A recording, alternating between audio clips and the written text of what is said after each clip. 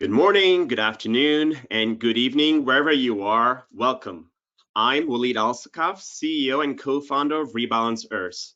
Rebalancers is a global ecosystem services platform for funding and valuing nature-based services such as ecosystem services to fight climate change, protect biodiversity, and to lift communities out of poverty.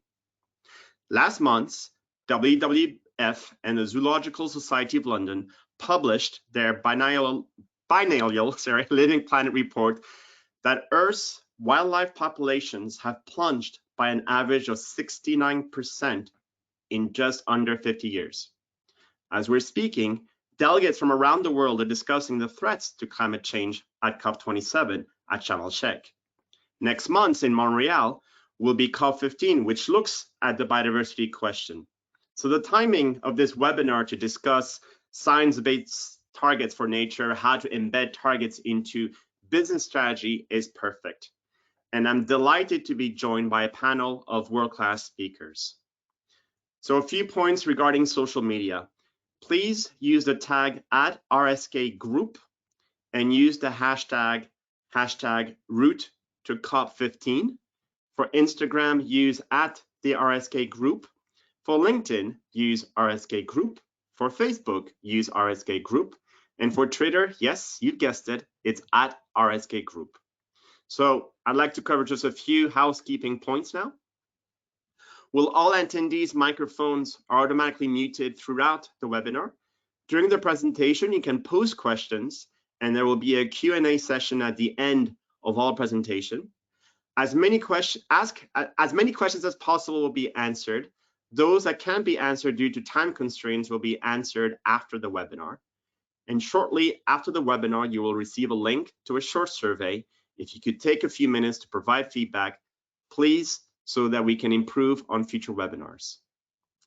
So I am delighted that for our first speaker, we have Martin Locke, who is Executive Director at the Capitals Coalition. Martin, good to have you with us. So I'm going to give a little short bio on yourself. So you're an executive director and member of the management board of the Capitals Coalition. Martin leads the Capitals Coalition policy advocacy and its collaboration with hubs across the world. Before joining Capitals Coalition, Martin worked for more than 30 years as a policymaker for the Netherlands government. He has worked in several policy domains, including environmental policy, nature policy, international biodiversity policy, and green growth policy. Martin has co-authored several national policy documents and has led public-private collaborative actions on national capital in the Netherlands from 2014 onwards. Martin, the mic is yours. Thank you very much, Walid, and thanks for the organizers to have me here to kick off this important webinar. I will speak on redefining value to transform decision-making and how that helps to the business community to understand their impacts and dependencies, which is a key element in the process of becoming nature positive, as well as for the formulation of science-based targets. So let's talk first a little bit about the Capitals Coalition and redefining value to inform change.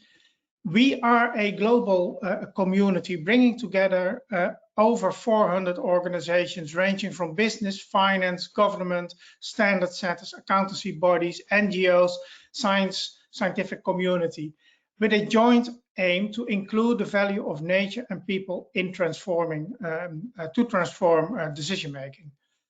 And we do this to deliver a fairer, just, and more sustainable world. So this might sound a little bit cryptic. How do you include the value of nature and people to transform decision-making, and why would you do that? So we are using a model to underpin what we are doing that I now brought to the screen. The model we developed together with a range of partners you see below: Business for Nature, Science Based Targets Network, Task Force on Nature-related Financial Disclosure, World Business Council on Sustainable Development, World Economic Forum, and World Wildlife Fund. And we agreed to use this wording to understand and to share an aligned a stepwise approach to become nature positive for business. So it reads from green to orange to blue, and then to the outer circle on this graph. So the first step always, if you want to become nature positive, is to assess, to measure and value your impacts and dependencies on nature.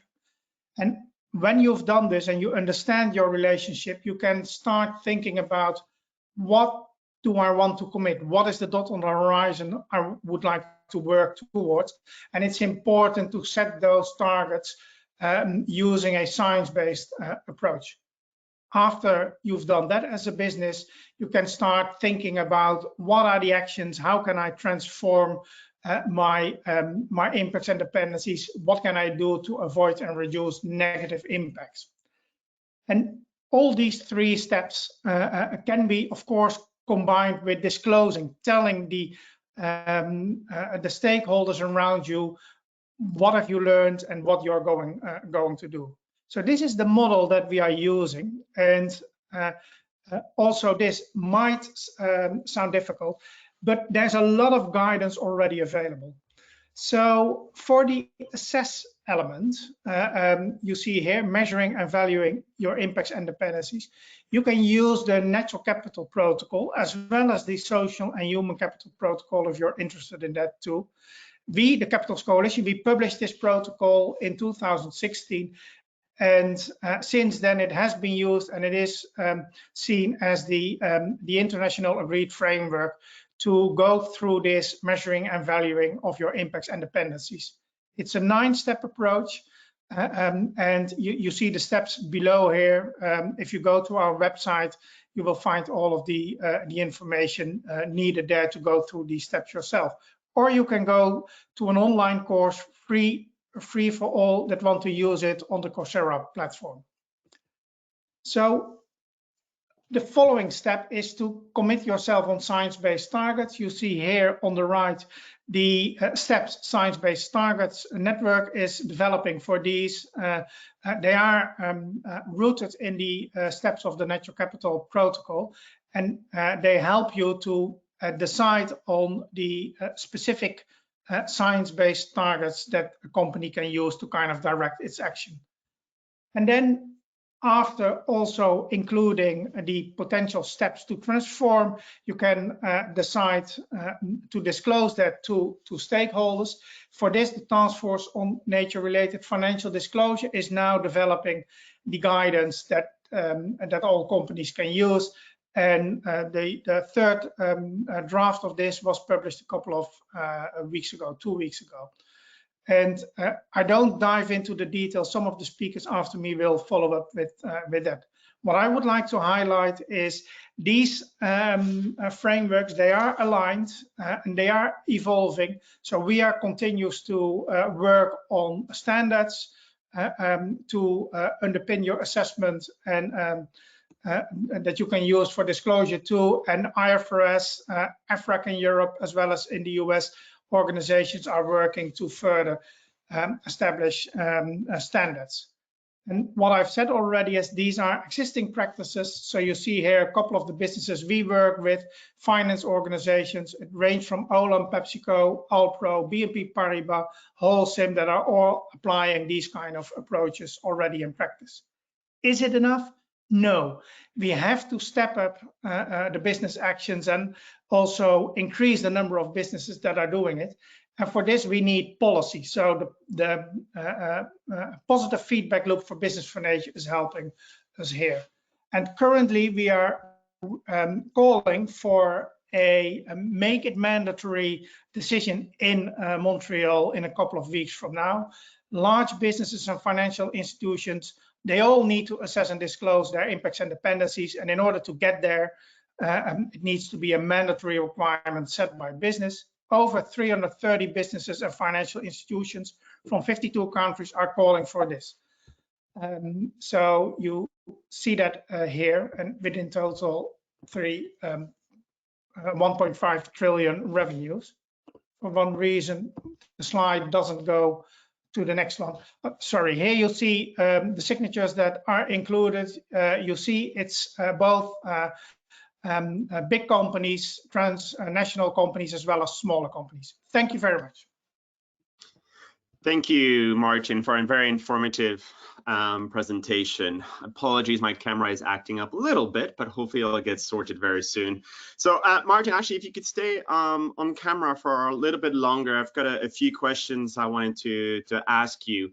And I want to come back to this last point you just said around, making it mandatory. Why do you believe it's so important, for those mandatory requirements for businesses and finance to assess and disclose on nature?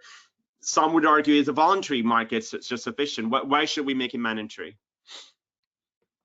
Yes, so unfortunately, in most countries, the voluntary approach is not leading to all big companies and financial organizations implementing this. So that's why the companies we work with, they say we need all companies to do this, because that will create the level playing field. It will also ensure that the market gets all the information that is needed on the impacts and dependencies of all companies. And by making it mandatory, through that, having all companies also share this kind of information, investors have the information they need. If they want to go for a nature positive investment, they know where to put their money. The same is true for consumers in the stores. And last but not least, also it will help the indigenous people and local communities to see what are the impacts of the companies in their communities. And if they are negative for nature, they can ask for compensation, or they can start having a discussion around payments for ecosystem services. So the voluntary market is not creating the information that is needed for all of this. Mandatory requirements will. Excellent, and I think we can take hope that you got organizations such as Business for Nature and the Finance for Biodiversity Pledge, which has hundreds of companies aligned to it who are working for that objective.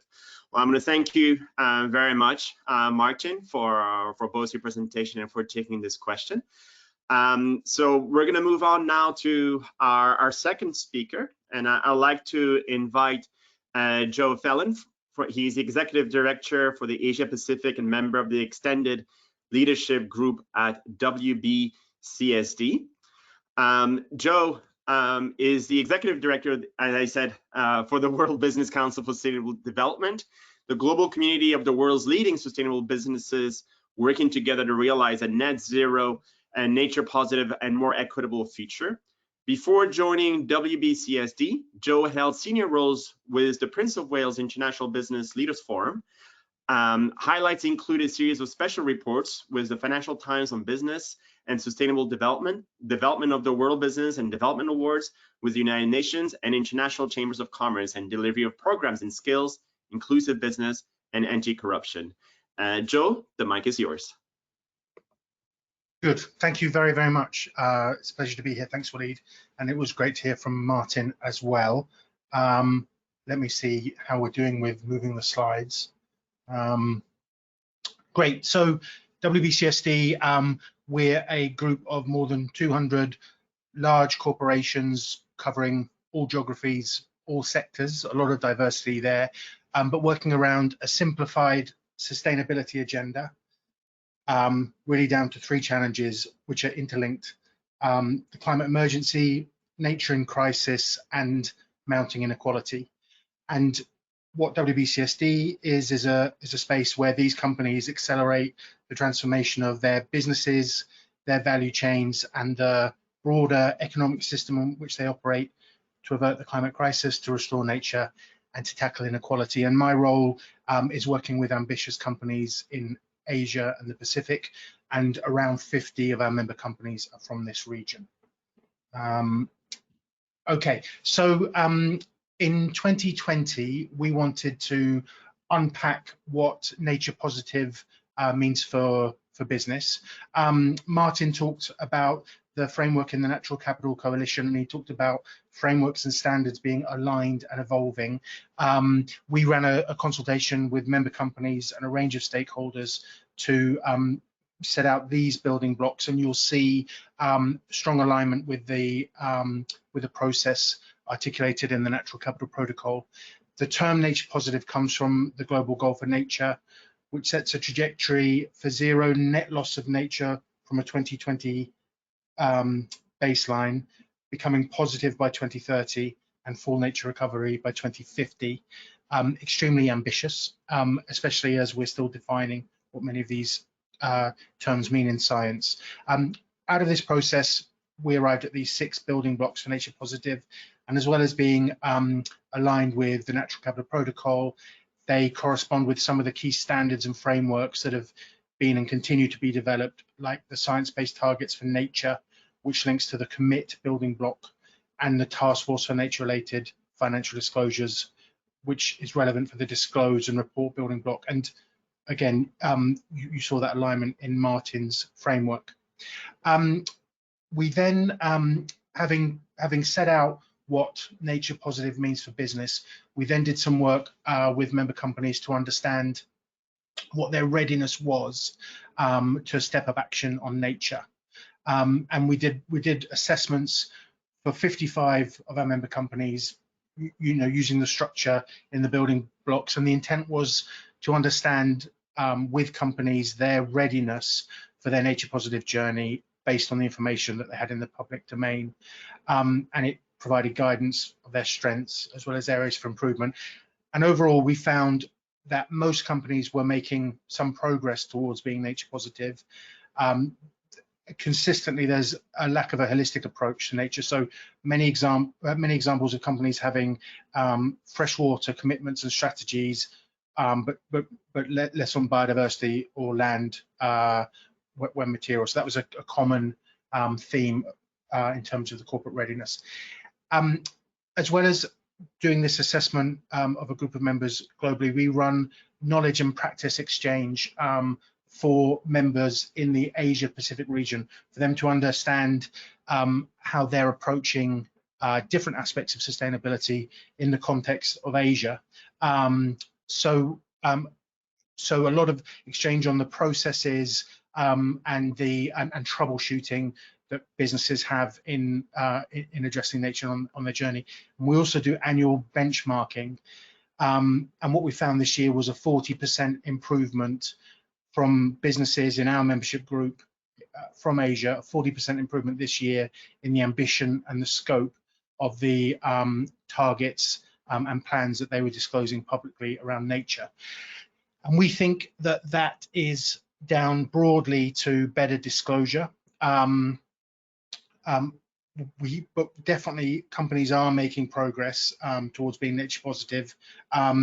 But as disclosures are getting stronger, that's going to drive more action too. And as with the global sample, we anticipate seeing more improvement going forwards as members move towards a more holistic framing strategy and target setting specifically for nature, starting with what they have, usually reducing freshwater withdrawals, zero deforestation and so on, and then identifying what the next bill could be based on materiality and prioritization of operations and supply chains.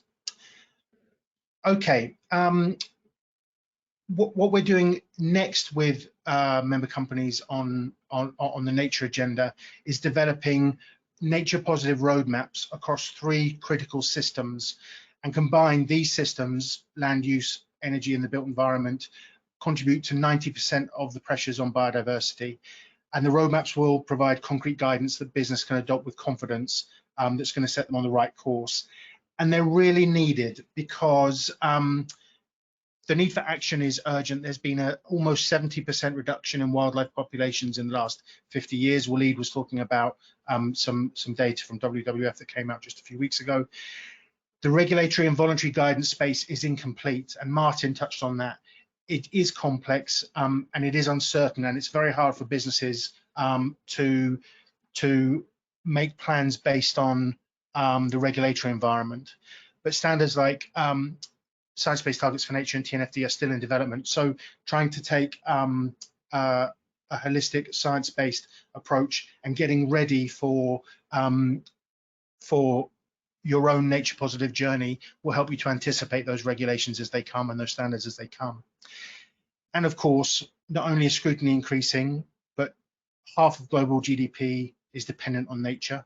There's a WEF report from 2020 that sets that out. And also, nature plays a really important role. About 37% of the required emission reductions required by 2030, so a really important role in climate.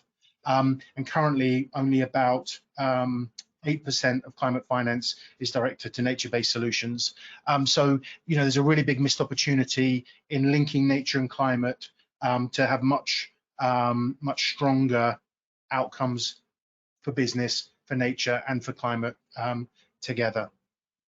Okay, I'm going to take a minute just to share some updates on science-based targets for nature and the Task Force on Nature-related Financial Disclosures.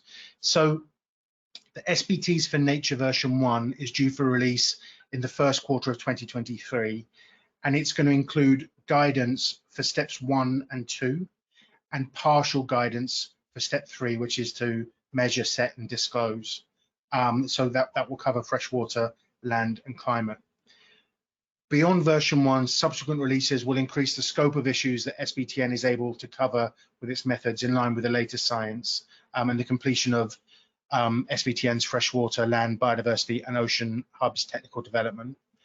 And then will come science-based targets action framework for step 4, and then lastly their measurement, reporting, and verification approach for step 5. But you can see it's very, very iterative, and even when it does come, it's going to be very incomplete. As Martin was saying, these standards are aligned, but they're very much evolving. And so for businesses, the requirement is to feel our way and anticipate and understand the direction that regulations are going to follow in and the standards are going to follow in. For the Task Force for Nature-related Financial Disclosures, this is a risk management and disclosure framework to report and act on evolving nature-related risks. And like the Task Force for Climate-related Financial Disclosures, it asks businesses to look ahead and explain how they will continue through the transition and in a nature-positive environment. The TNFD will release updated frameworks for market testing until the final recommendations will be released in about 10 months' time.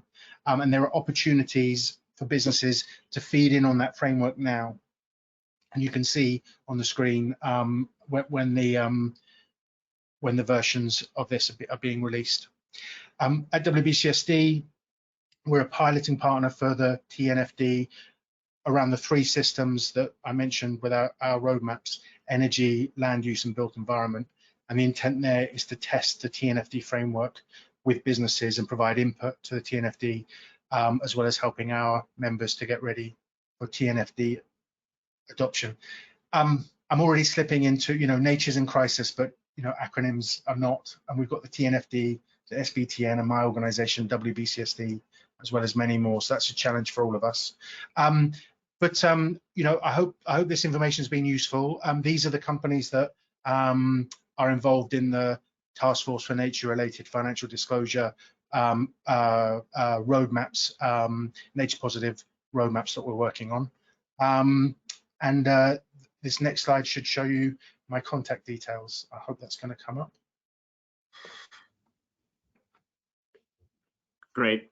Thank you very much. Thank you very much, Joe, for this interesting presentation. I'm going to ask you a question, and I'm going to ask you to perhaps answer it later on in the webinar. My question is, you touched on some very important points about the regulation not quite being there in terms of the science-based targets and the standards, still needing a bit of development. And I'm wondering, are these things perhaps holding back some of the size of the investments are being done by corporates? Because, for example, Schroeder's mentioned that the average value of a carbon-based project is between $100 to $200 million, whilst a biodiversity project is usually has a monetary value between $5 and $10 million. So if you could have a think about your answer, and if you could give it to me towards the end of the webinar. But I also want to take this opportunity to invite all attendees to please post your question.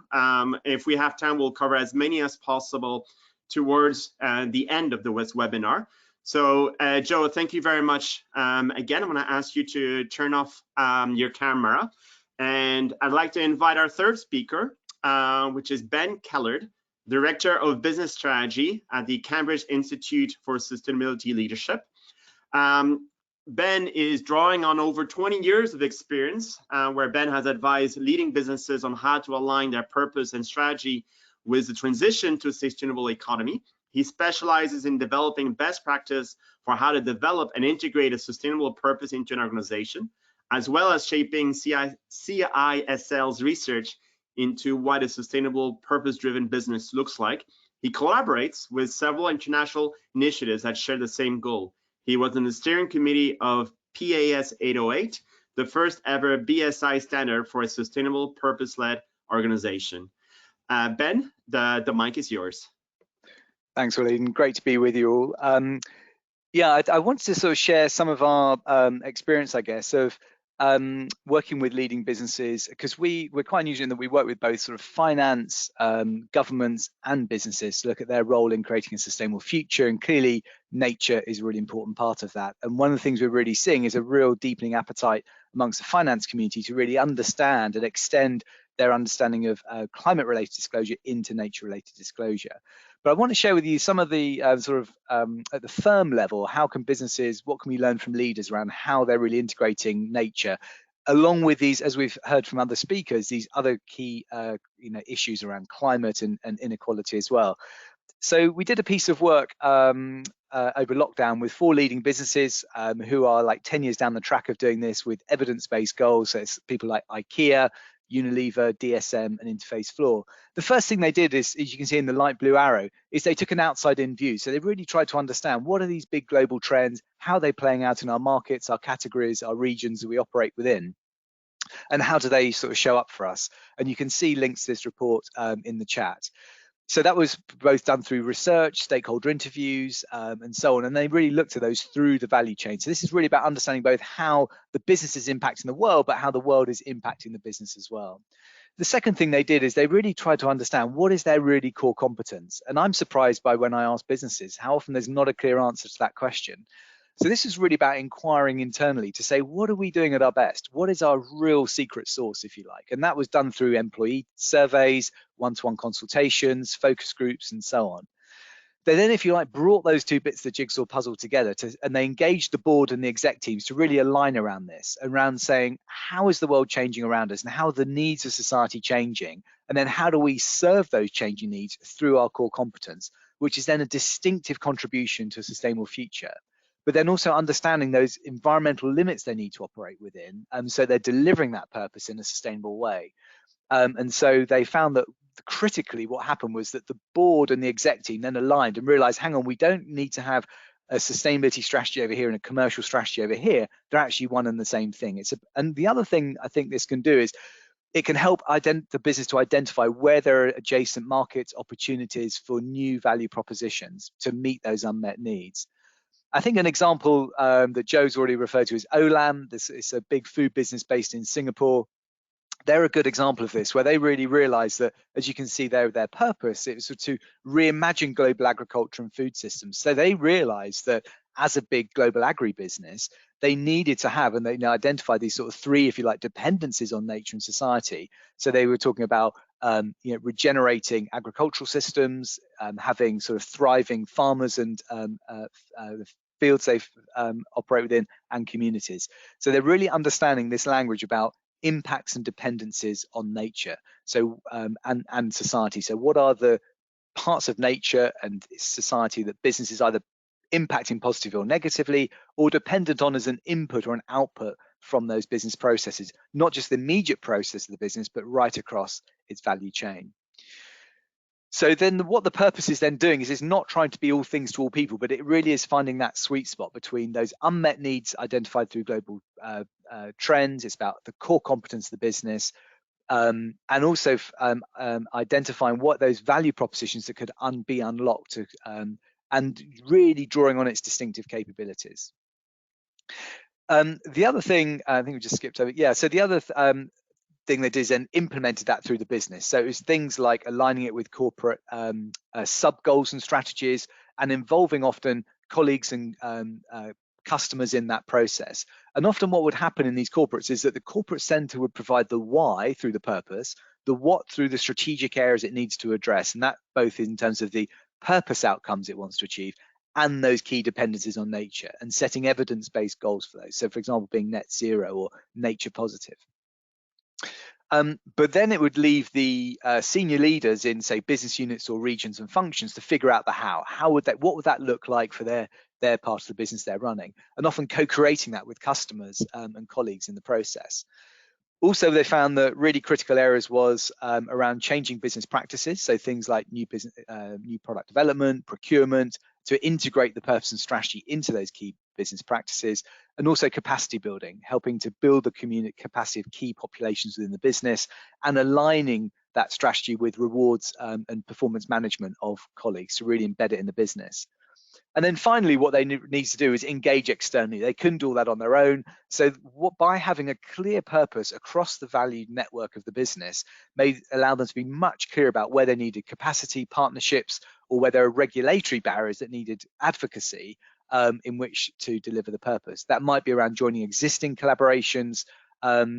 Also, they integrated the purpose and metrics into their internal disclosure. So they were talking about, here's the financial value we're creating, but also that's dependent upon us, protecting these nature and social dependencies on nature and society, and using metrics to track their progress against that.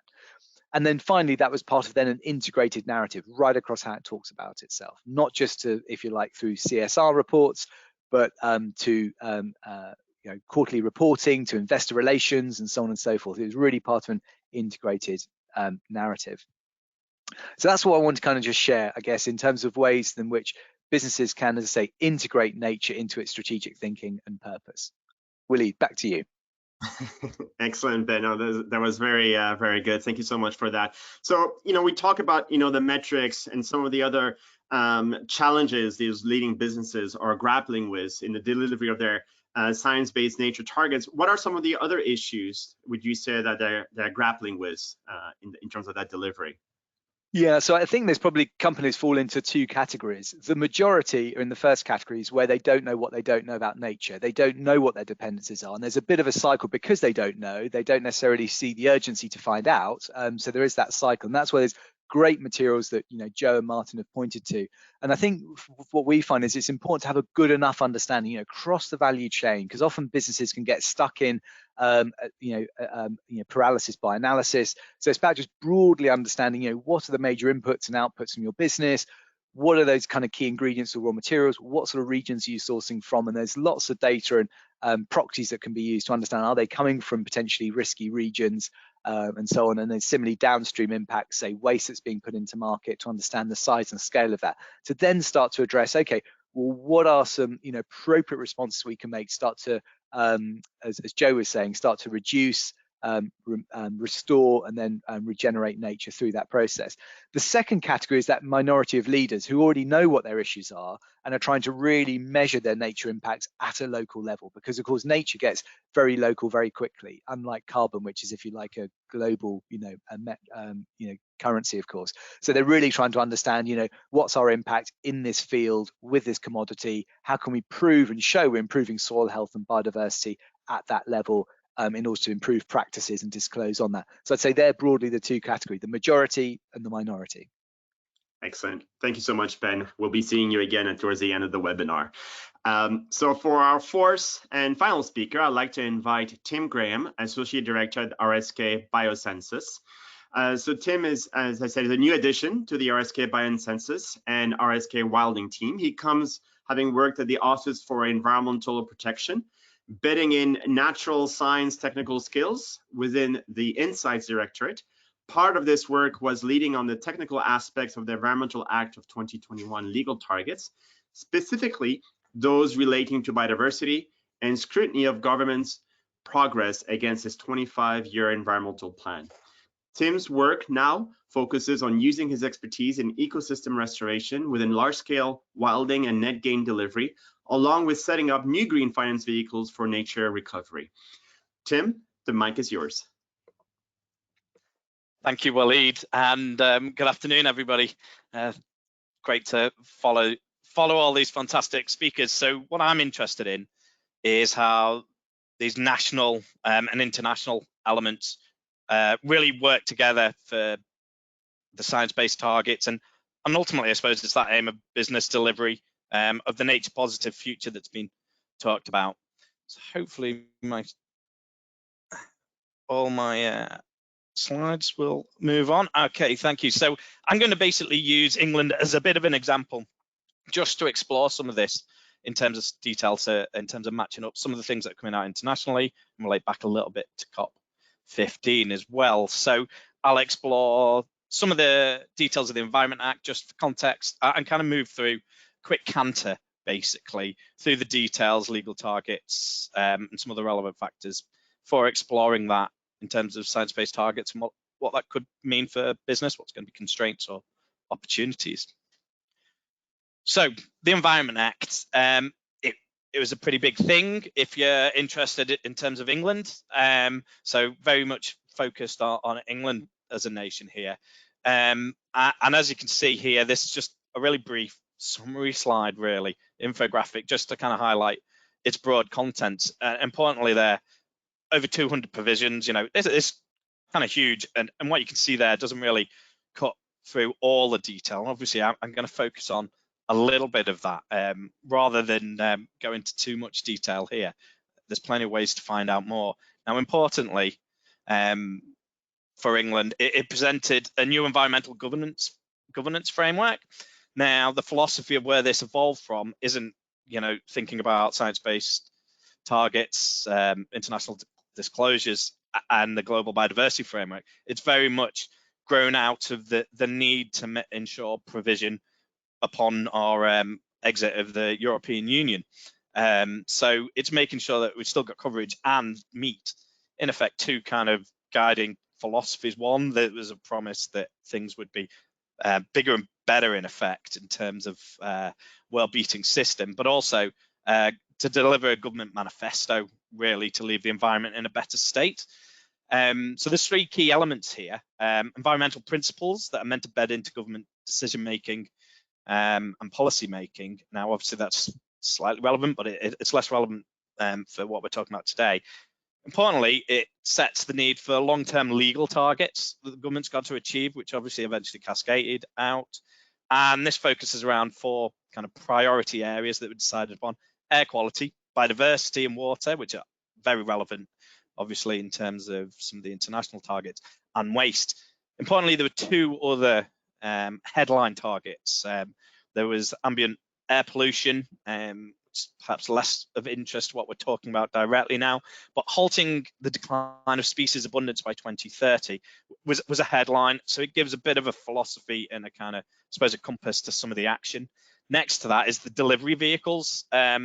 Unfortunately, not a nice title, but environmental improvement plans for England, which are these kind of national government plans that need to be put before Parliament, as well as the fact that they've got to report and monitor them, and therefore there's a cycle of scrutiny for it. And this is all meant to ideally reverse that kind of decline and help deliver that positive future. So where do these legal targets kind of start fitting in? Without going into too much details about the spread of them, then if you start looking at the emerging guidance, science-based targets, then there's certainly some good elements to them. Clearly kind of meet, some people might say some of the legal targets kind of scrape through the definition in terms of being measurable, they're actionable, they have to be time bound, and they're theoretically have to be based on science, as well as sort of having this level of engagement of the actors involved. Interestingly, it's moved to a sort of a whole system look in terms of the whole environment. So it's biodiversity plus, you know, so you actually maybe get some of that interrelation with the freshwater systems, marine systems and things, and a little bit more of a look towards the sustainable development goals perhaps as well. Obviously there's a but, so if you start thinking about what's the bad, so they're not necessarily consistent across the legal targets. Unfortunately, if you pick one example around halting species decline and baselines, then in terms of long-term legal target, then there's a debate with the scientists over that. They even published an open letter. So it's not necessarily consistent.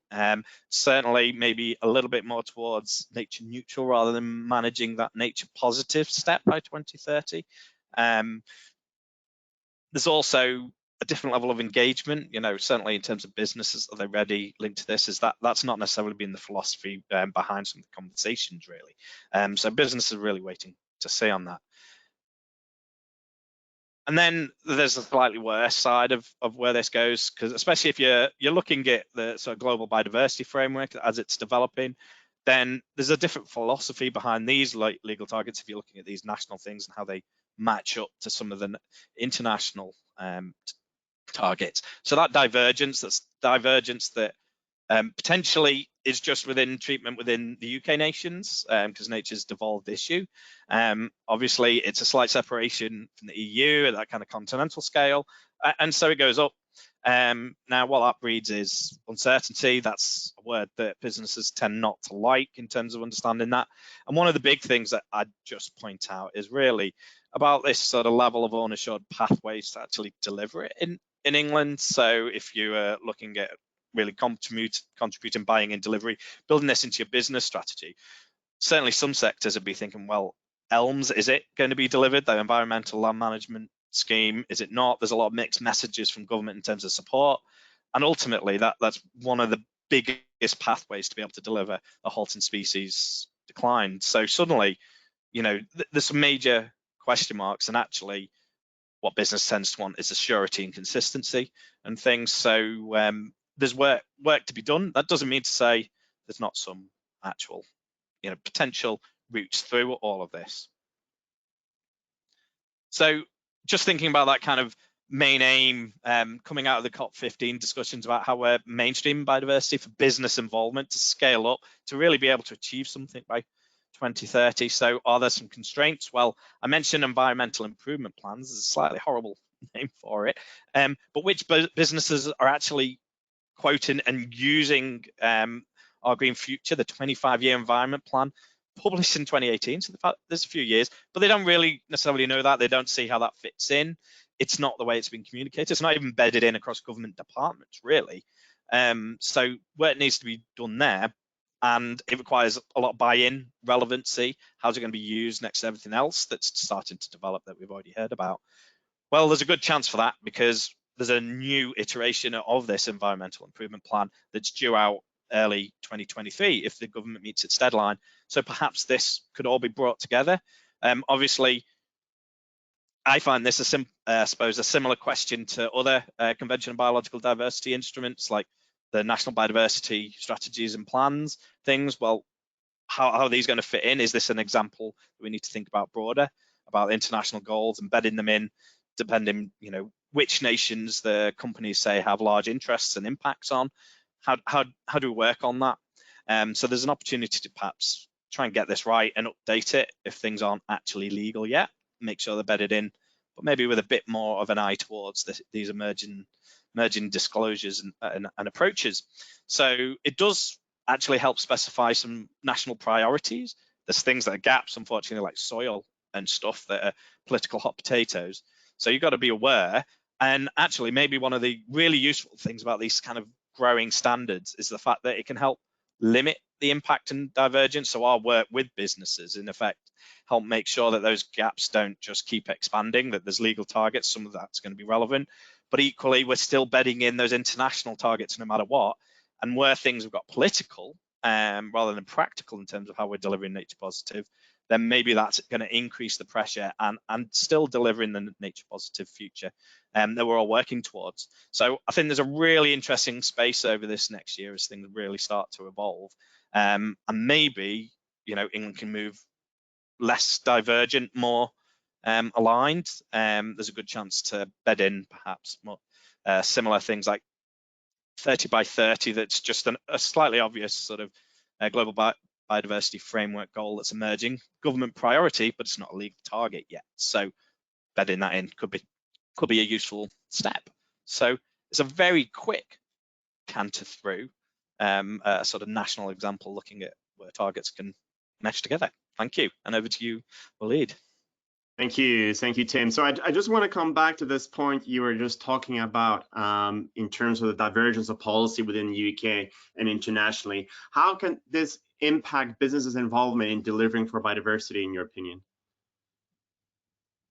Well, it's a good question. I suppose what you want is you want how these sort of emerging approaches, disclosures, and things, how business is going to integrate it into a strategy to be as simple as possible, rather than increasing the complexity. And if an international company is looking at the UK, then that's already 4 different divergent countries potentially to kind of where they're dealing with it, what their guidance is, priorities, whether they've got legal targets or not.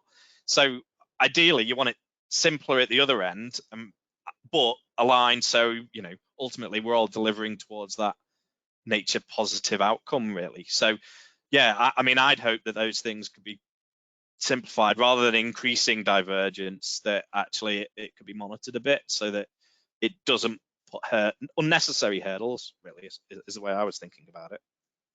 Great. Thank you, Tim. So Tim, if you could stay online with your video camera on, I'd like to invite all the other speakers to please come online. And attendees, thank you for posting your questions. We're going to go through as many of them as we can. If you haven't asked a question, please don't hesitate to add yours.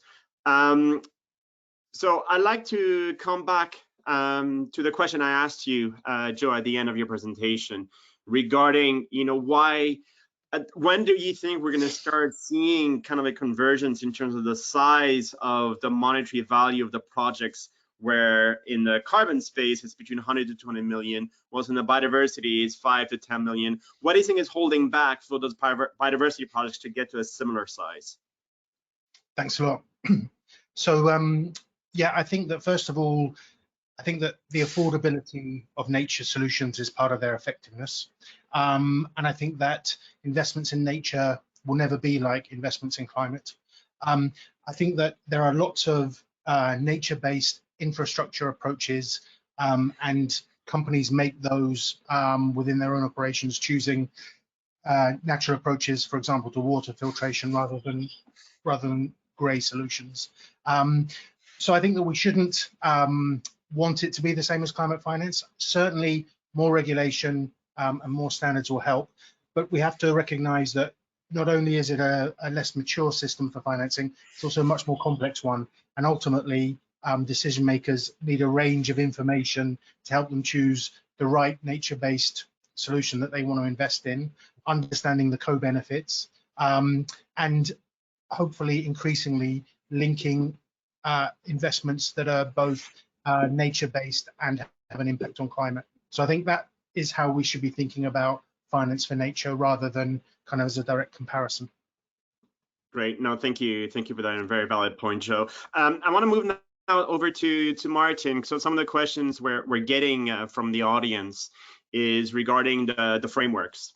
So some of the questions are around, well, how do you participate in this framework? How can you be involved? How can you perhaps influence? And related to that, there was this question about, well, what are the economic advantages of using something like TNFD? What are your views on this, Martin? Yes, so when I first started with the framework, we have published in 2016 as Capitals Coalition. This was created by the community we collaborate with. So any organization, any individual that wants to be part of that, they can come to our website, capitalscoalition.org, sign up. In this way, you will get the information and the updates, but also the opportunity to join projects that we are running. For example, currently we are preparing an integrated capitals protocol that will bring together natural, social, and human capital, and we work together with companies and interested people to further develop that. So I think that's the key element here. A lot of the standardization is driven by front runners in the economy, and they want to help shape the frameworks and the guidances that are used there. So also TNFD, for example, they brought together a large group of businesses. And very many of those businesses already collaborated with us, now are working with TNFD to to design the framework you can use to disclose your impacts and dependencies based on their experience, and then design it in a way that it's also meaningful for business. So becoming a part of the Capitals Coalition or the group around TNFD or for science-based targets is, I think, the key element here. Become active and help shape it. Thank you. Thank you. So the TNFD and those frameworks, it kind of sits within the kind of the output part, and I want to come back to the kind of the inputs side. And Ben, I'd like to come back to you with regards, what are some of the common challenges business face when setting out to integrate science-based nature targets, and how, if I may add on this question, do you see a link between these and ultimately to those financial disclosures that Martin was just talking about? I can't hear you right now. There's a lot of static noise coming.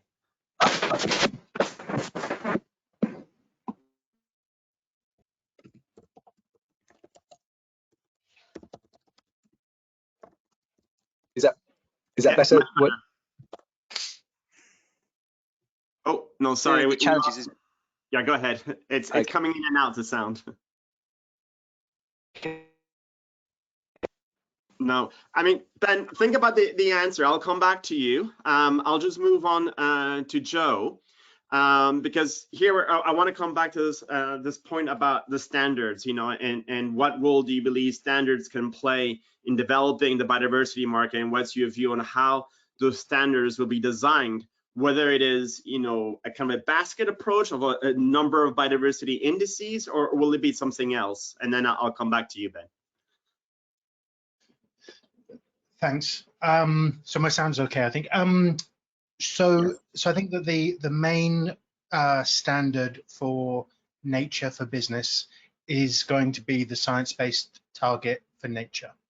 I think that the way that finance will work and the standards that it will use will be a mixture. So generally, the first approach of finance is to simply use screening. So have you got an SPTN? Is it verified, and so on, rather than getting granular. I think that informed off-takers, for example, of nature-based credits, nature-based projects, will want to know, or those making their own investments in nature, will want to know much more what the benefits of different approaches are. So what the benefits are on soil health, on water retention, on farmer incomes, and on climate mitigation. So I think what's much more important is data and tools to help decision making. So that's the way I see it developing. Indeed, no, thank you very much for that, Ben. Let's give it another try. Can you hear me, Walid? Yes, I can hear you. Thank you. Right. Yeah, so I think building on what Joe said, I think there is still a challenge around data. So getting reliable data on both inputs, outputs, and impacts on nature. Also, what an apex goal is for organisations. I don't think we're that far from it now, and it's broadly looking similar on climate, which is around halting biodiversity loss by 2030 and then restoring biodiversity by 2050 broadly. But so I think that's going to help. I think also for a lot of companies and sectors, it's a sectoral level where the big impacts on nature are, which is why the work like WBCSD that Joe's been pointing to is so important. So we can really share and disclose what are the issues in particular sectors like mining or food industry and so on, so that both companies and investors can have a much clearer picture of where those impacts and dependencies are, what they're doing about them, to provide that sort of transparency and level playing field. I think the other sort of final thing to say is that coming back to sort of the benefits for business is that I think it also helps to point to potential, say, new value propositions, new markets they can be providing and attracting and retaining both talent, business partners, customers by acting on nature. Because where companies have got negative impacts on nature, they are essentially liabilities for those companies that are becoming increasingly sort of visible and increasingly priced in for organizations. So I think that that's where there's that sort of link to both the business benefits about reducing risk, increasing opportunities for businesses. And I think that's where it tracks through from business decisions and strategic priorities through to the disclosure. But I think that sectoral lens will really help. Great, thank you. And I guess one more question, to all of you actually is, what is the view? And that's something you just pointed out, Ben, is there's not enough data. But is this lack of data a barrier for us to proceed, or shall we still proceed considering the urgency on the limited data that we have, on the other assumption that we're going to be able to acquire it in due course? Martin, I think you raised your hand. Yes, I raised my hand. Many of the organizations we work with wouldn't agree with the statement that there's a lack of data. There's a lack of accessibility to data. So that's the key problem. There's a lot of data out there, but it's not available for business or for finance in a way that is helping them to inform their decisions. So an example are the environmental accounts and the ecosystem accounts that countries are preparing, implementing the SIA framework, which is the UN framework around environmental economics. And there's specifically a standard for ecosystems now there. And so more and more countries, about half of the countries, are implementing this, and they build up these natural capital accounts. But they are not always made available at the granularity level that companies need. So it's increasing the accessibility of data, which is the key issue, more than creating more data. There's enough data there, but it's not accessible. Thank you. So the final question I've got is from the audience is, how do we ensure that science-based targets hit the ground running to get immediate outcomes and we learn the lessons from climate? Anyone wants to have a go at it?